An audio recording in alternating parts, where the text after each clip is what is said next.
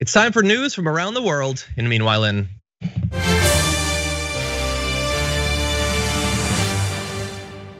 Qatar, the most tragic of news, as they're gearing up for the World Cup, literally thousands of migrant workers have died to modernize their infrastructure, build facilities, and all of that.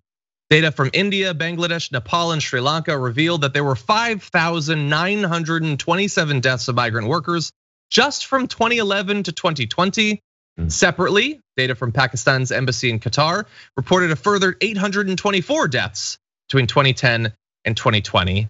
And the mention of the World Cup is important because in the past 10 years, Qatar has embarked on an unprecedented building program, largely in preparation for the football tournament in 2022. In addition to 7 new stadiums, dozens of major projects have been completed or underway, including a new airport, roads, public transport systems, hotels, and a new city, a whole new city, which will host the World Cup final. There have been just 37 deaths among workers directly linked to construction of World Cup stadiums, of which 34 classified as non-work related by the event's organizing committee. So how does this work? Well, we have a couple of examples. Gal Singh Rai from Nepal paid nearly 1,000 pounds in recruitment fees for his job as a cleaner in a camp for workers building the Education City World Cup stadium. Within a week of arriving, he killed himself. Another worker from Bangladesh was electrocuted in his accommodations after exposed electricity cables came into contact with water. Jesus. Each of those is a tragedy, and each of those is such a tiny bit of the total problem. Thousands upon thousands of workers dying.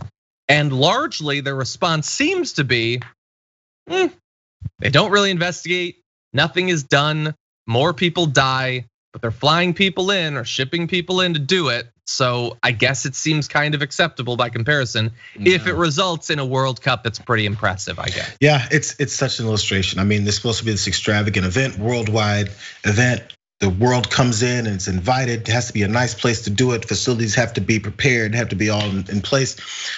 Yet before all that, we didn't care about whether or not a new city was built in this country, whether or not there was transit systems, whether or not there was roads, whether or not there was enough facilities to house people, all this stuff. And I don't know the breakdown of other cities there, but the fact that they had to do all this for this tournament just shows what you maybe could do if you cared enough to do it. So I mean, we're coming from our bubble of America where we're like, well, it's just work. How come so many accidents happen? There's probably lots of things that go wrong, things that are overlooked, maybe protocols that are supposed to be put in place to make sure there's safety. All those things have to be checked out. And if you're rushing to get this done, I don't know, rushing is the right word. What, this all started in 2011? Decade, yeah.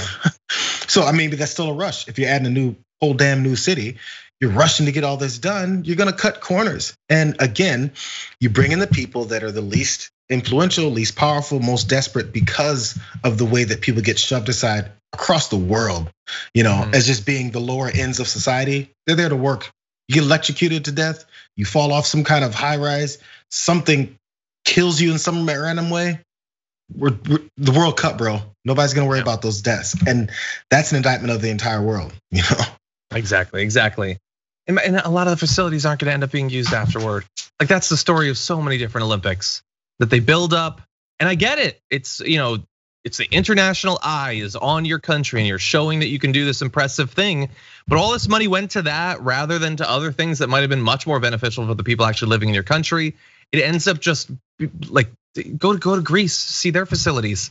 Like I'm not saying that it should only go to places where they already have the facilities, like LA is gonna have the Olympics again. It's already done it in the past. Obviously, other countries need to have the possibility of it, but maybe we should dial back our expectations for how grandiose the facilities should be.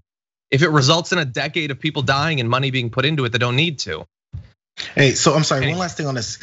Everyone should look at this. There's a site or there was a page you can find easily, but it's abandoned Olympic sites across the world. Yeah. And it shows pictures of what these places look like after they've been built up and used extravagantly, and then there's no other use for them. It's like ghost towns and zombie areas. You can film movies in these areas and make it a scary movie every time. Exactly. So this is what happens in a lot of these places. Not everyone, but in a lot of these places. Look that up and look at how devastating that is and how much money we put to it and now death we put towards it.